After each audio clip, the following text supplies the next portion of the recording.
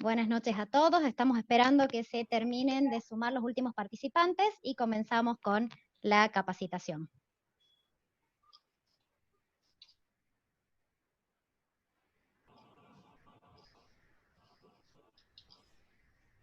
Muy buenas noches a todas y todos. La delegación de Tucumán de la Asociación Argentina de Derecho Procesal tiene el agrado de darles la bienvenida a la primera capacitación virtual Implicancias procesales de la adhesión de la provincia de Tucumán a la Ley Micaela.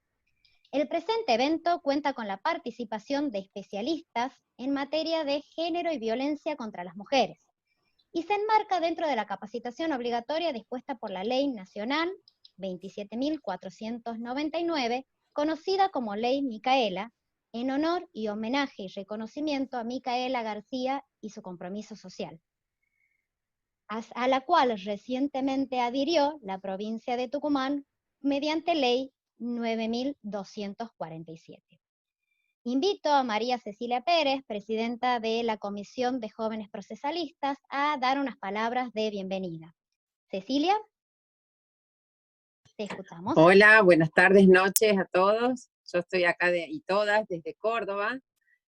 Bueno, primero que todo, no les quiero robar mucho tiempo, felicitar a la delegación de Tucumán por esta iniciativa que han tenido en el marco de las actividades de la Comisión de Jóvenes Procesalistas de la Asociación Argentina de Derecho Procesal. Esta ley Micaela, todas las provincias han adherido, nosotros en Córdoba también hemos tenido capacitaciones vinculadas a la ley Micaela, así que si bien esta capacitación fue iniciada, digamos, o organizada por la delegación Tucumán, es válida para todas las provincias del país y es muy, muy importante. Bueno, no quiero robarles mucho tiempo, pero quiero agradecer a estas colegas que nos acompañan hoy y también a la licenciada Ana Casal, que nos acompaña, hasta que ustedes todos conocen, Larisa Moris, Soledad Dehesa, Laura Scioli, bueno, que son expertas en la temática de género, y para nosotros es un honor poder contar con ellas, que nos acompañen hoy de manera desinteresada, digamos, de participar en este espacio. Quiero aprovecharlos para invitarlos e invitarlas a la próxima jornada que haremos el día 13 de agosto, esto también generada por la delegación Tucumán. Es una jornada también que se va a, digamos, hablar de temas vinculados con la implementación de la ley Micaela, pero lo que tiene de distintivo es que va a ser digamos, no en homenaje, sino todo lo recaudado en esa jornada va a ser a beneficio de la Fundación Micaela.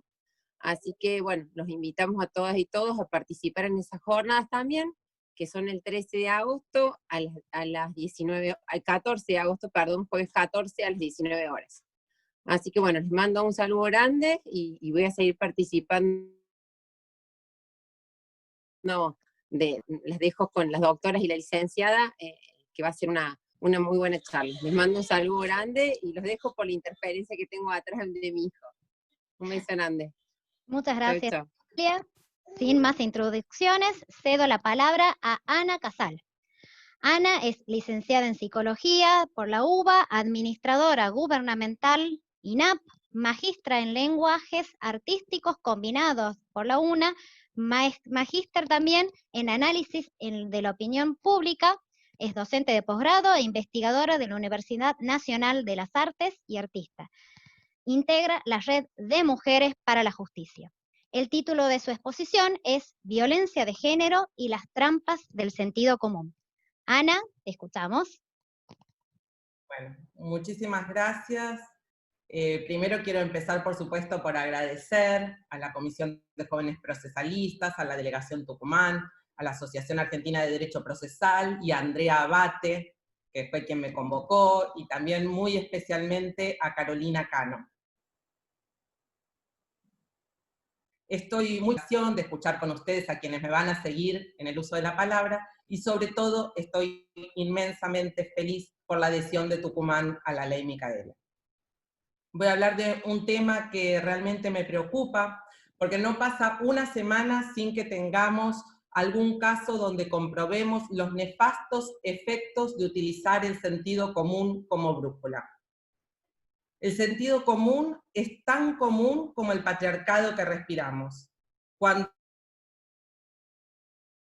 respondemos desde a las desigualdades, a las cuestiones de género, a las violencias, cualquiera sea nuestro campo de intervención, siempre vamos a caer en la trampa. Siempre vamos a terminar reforzando las lógicas que sostienen las violencias.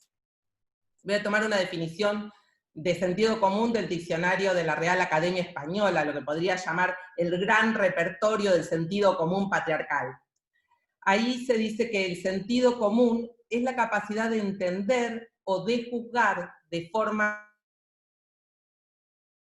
razonable. Un acuerdo universal que existiría en torno a algunos principios, a algunas verdades que se suponen aceptables para la generalidad de las personas. Ahora bien, la pregunta es ¿quiénes conforman ese universal? ¿Quiénes deciden cuál es el buen juicio, cuáles son las verdades? ¿Quiénes conforman esta generalidad de las personas? Y acá está la clave. Esos acuerdos están producidos por la misma matriz social y política de la desigualdad. Esta universalidad supuesta a excluir las vivencias, las experiencias, los saberes de las mujeres y de las personas LGBTIQ, no binarias y más. Pero no solo ellas están excluidas, también las personas afrodescendientes, indígenas, migrantes, las personas adultas mayores, en situación de pobreza, las niñas, entre tantas otras. Porque tradicionalmente el sentido común es un acuerdo entre hombres, y no cualquier hombre, sino aquellos que encarnan adultos, heterosexuales, propietarios, educados, padres de familia. Son ellos quienes están habilitados a aportar estas verdades universales, mientras que todas las otras identidades son inferiorizadas, minorizadas, tuteladas, invisibilizadas. El sentido común entonces no es una operación inclusiva, por el contrario es una operación injusta, desigual, totalmente excluyente. Es una operación de imposición de sentido que es reproducida por todas las maquinarias sociales, por el Estado, por la escuela, por los medios de comunicación, por la familia y también, por supuesto, por el derecho.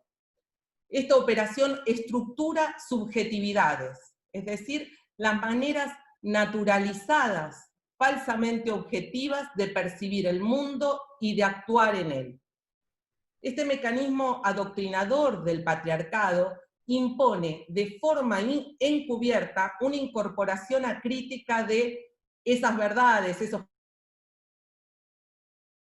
principios, estas creencias, valores, prejuicios, estereotipos aún hoy dominantes, que pasan a conformar lo que podríamos llamar el imaginario social de la desigualdad. Hablo de una incorporación, un hacer cuerpo de ese sentido común propio del orden patriarcal, que no es otra cosa que un ejercicio constante, sistemático y cruel de poder sobre todas las identidades que están colocadas forzosamente en la periferia, en los márgenes del patrón establecido como normal, de ese sujeto moderno del que hablaba. Este sentido común patriarcal permea las prácticas que podríamos llamar materiales, discursos. Se toman decisiones, se teoriza, se enseña, fundándose en esa visión de mundo desde donde se ejerce la violencia simbólica de género. Y esto se hace la mayoría de las veces desconociéndolo, y en ese desconocimiento radica justamente la eficacia de la violencia simbólica. Desde el sentido común se han ido conformando lugares comunes que se instalan por su fuerza simbólica como verdades autoevidentes, regulando cuerpos y discursos. Ahí es donde se apoltrona cómodamente el patriarcal que cada una, cada uno, cada une tiene. Voy a intentar desarmar alguna de estas coagulaciones de sentido, en particular aquellas que hacen a la violencia contra las mujeres en toda su diversidad, pero en el ámbito de la pareja. existe una continuidad entre las distintas narrativas naturalizadas por el sentido común sobre la violencia de género, sobre los agresores, sobre las mujeres en situación de violencia, sobre el amor, los estereotipos opresivos de género, los machismos cotidianos y los femicidios. Podríamos pensarlo como una especie de cinta de Moebius. Es decir, los femicidios están hechos de la misma argamasa simbólica que el sentido común. Desde algunos de estos lugares comunes lo que se busca es borrar la mano del patriarcado, afirmando, por ejemplo, que la violencia no tiene género, o circunscribiendo la violencia de género a un problema entre hombres y mujeres, o todavía peor, y una mujer determinados. Esto, digamos, lo pasan a considerar como si fuesen sucesos totalmente aislados, casos totalmente particulares, y lo que se hace de esa forma es despolitizar las violencias. Esto no es así. No estamos expuestas a la violencia de género por razones circunstanciales o personales, sino por la discriminación estructural contra las mujeres y las personas LGBTIQ, no binarias y más, que aún hoy continúa. Derechos humanos, como dice la ONU, es la más extendida y persistente de las violaciones de derechos humanos del mundo, en la que el Estado tiene, entre otras, la obligación de prevenir, y esto exige hacer estallar el sentido común que las posibilita. Al analizar un hecho de violencia de género, tenemos que comprender que eso que sucede en el teatro de la intimidad es una escena que está escrita afuera, impuesta desde los usos y costumbres, desde las tradiciones, los refranes, las canciones, los lugares comunes, las publicidades, los titulares de noticias, los chistes, y desde el lenguaje. Todo esto sostiene las lógicas de dominación propias del patriarcado y que el agresor con su violencia reactualiza, digamos. El propósito de los agresores no es en sí dañar, provocar un daño, sino siempre someter a la mujer, reponiendo, reactualizando una y otra vez la desigualdad de género propia del patriarcado, sostener el lugar subalternizado de la mujer y su propio lugar como superior, medido con la vara de la mirada de otros hombres. Que buscan naturalizar la violencia romantizándola. Y desde ahí también se fortalece la tolerancia social hacia la violencia, sobre todo hacia sus primeras manifestaciones. Esto se basa en una concepción patriarcal del amor. Lo que algunos hablan como mitos del amor romántico, que a mí es una expresión que no me gusta. Pero podemos agruparlos así, ¿no? Como esta idea del amor ilimitado, un amor que todo lo puede, que todo lo aguanta, que todo lo perdona. El amor único, hay una sola persona para cada quien, y ese amor es para toda la vida. El amor sufrimiento, experimentado como esclavitud, ese sos mía o no sos de nadie, que todavía hoy seguimos escuchando en numerosos casos de violencia de género. El amor como objetivo de vida, como meta vital, que coloca a las mujeres siempre a la espera, ¿no? Esperando el príncipe, el salvador, el amor, esa media naranja que complete y complemente.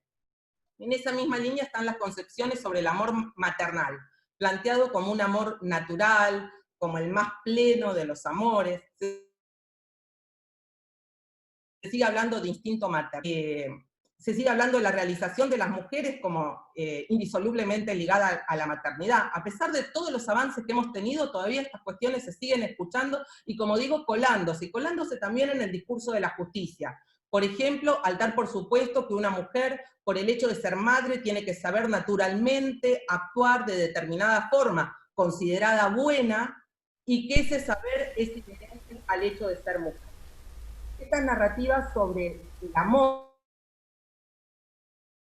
ya sea de pareja o como meta a alcanzar, inseparablemente unido también a un imperativo de felicidad, que también es construido históricamente, sustentan además el binarismo de género y la heteronorma, la noción de que existen dos únicos géneros que están planteados como complementarios pero desiguales, y dos únicas maneras estereotipadas de vivir esos géneros. En tercer lugar, encontramos lugares comunes que diluyen la responsabilidad del agresor, haciendo un efecto como de difuminación del ejemplo, atribuyendo la violencia a un rapto de ira, a un momento de descontrol.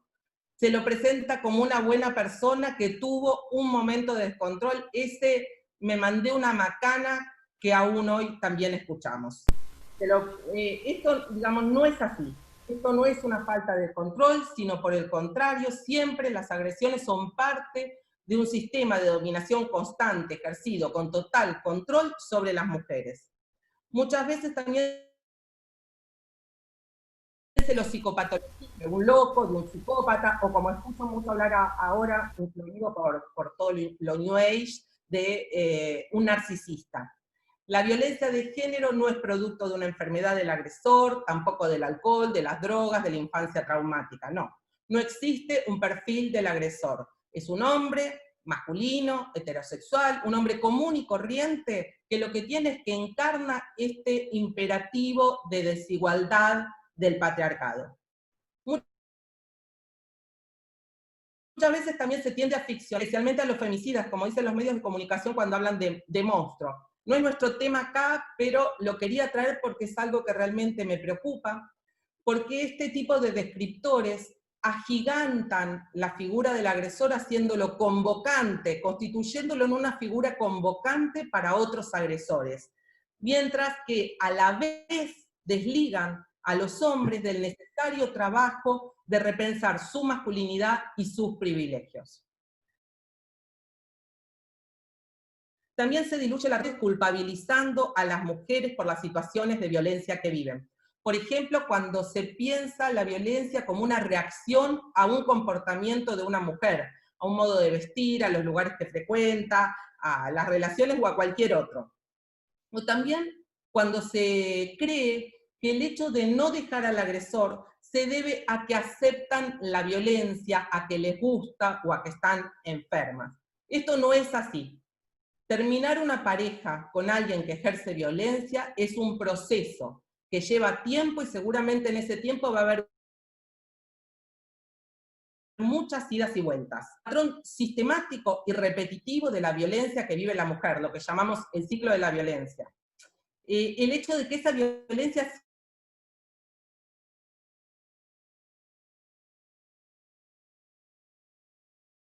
las veces, en estos casos que estoy hablando, que son en el ámbito de la pareja, esta violencia se dé en el lugar que convencionalmente representa la protección y que en este caso se ha visto transfigurado en el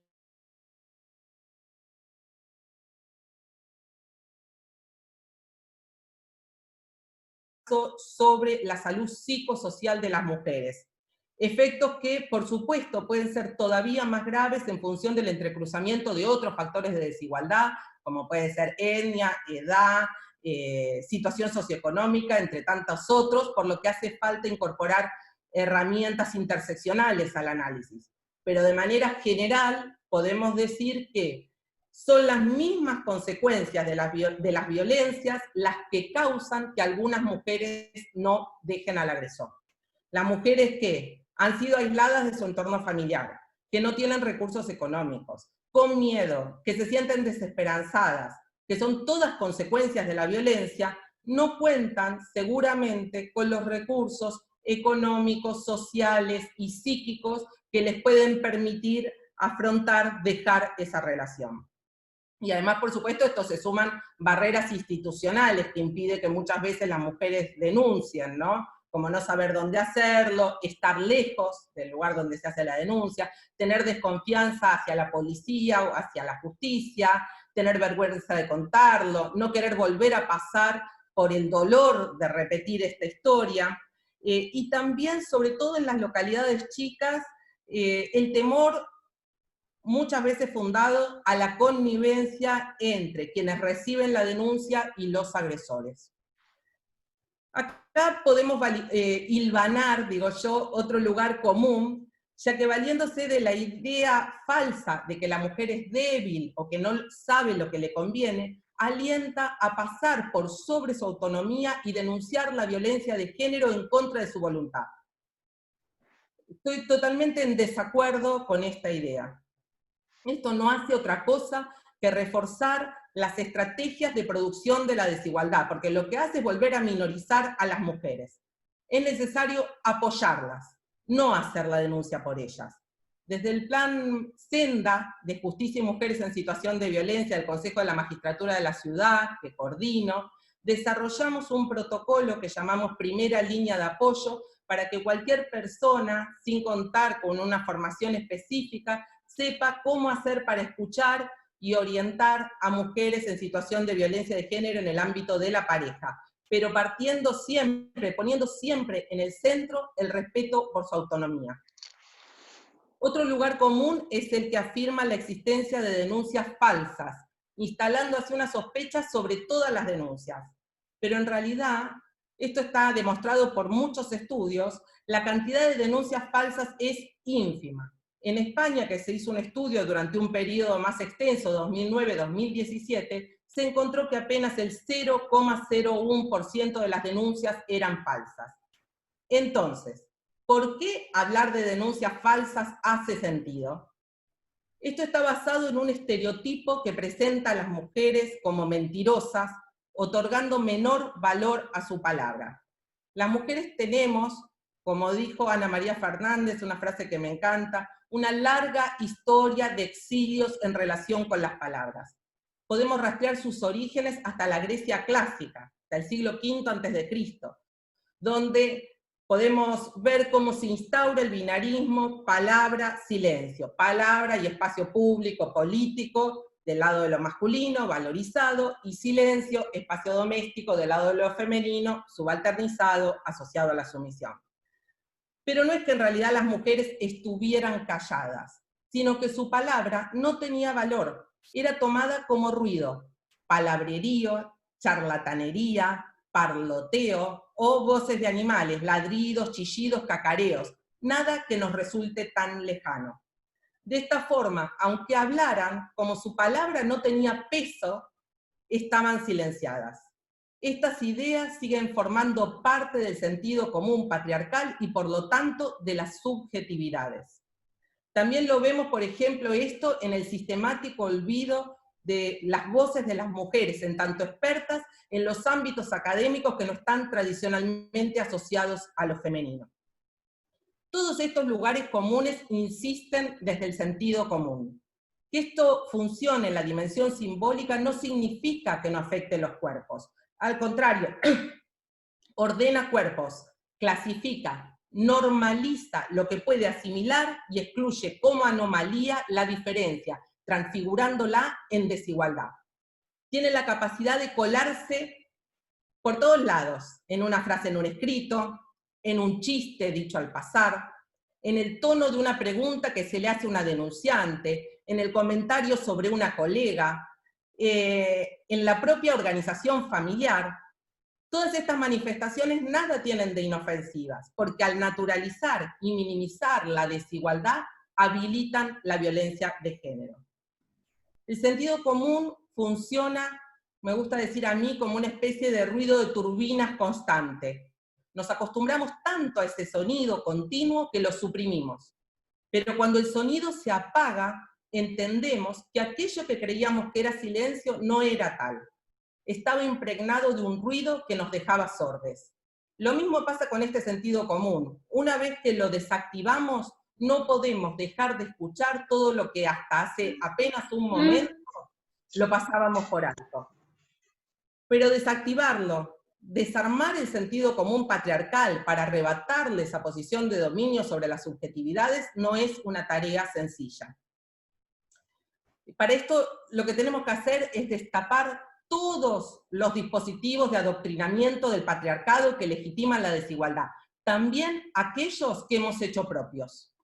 Es necesario revisarnos, porque incluso adhiriendo a la lucha contra las desigualdades a nivel macropolítico, si no hacemos este trabajo que nos interpele, que nos emocione en el sentido etimológico de la palabra, que nos mueva, que nos ponga en relación con otros, en redes de movilización de afectos y de potenciación colectiva, vamos a seguir actuando desde el sentido común automático. Esto es, vamos a continuar reproduciendo a nivel micropolítico, querrámoslo o no, los modos de subjetivación dominantes. Esto sin duda requiere coraje, porque es fácil para los poderes hegemónicos colocar a lo que rompe el sentido común como algo sin sentido, justamente, como algo irracional, como una exageración o incluso una traición. Más aún cuando somos mujeres las que encaramos este trabajo, porque se produce como una especie de efecto loop de realimentación de los estereotipos. En este tiempo, donde cada vez más se achica la frecuencia de las sensibilidades, es urgente salirnos del sentido común patriarcal, reapropiarnos de nuestras subjetividades, que no es algo individual, sino que es enredo con lesotres, en reconfiguración continua, y ejercer la sensibilidad de género y frente a todas las desigualdades como una potente práctica política antipatriarcal. Nada más.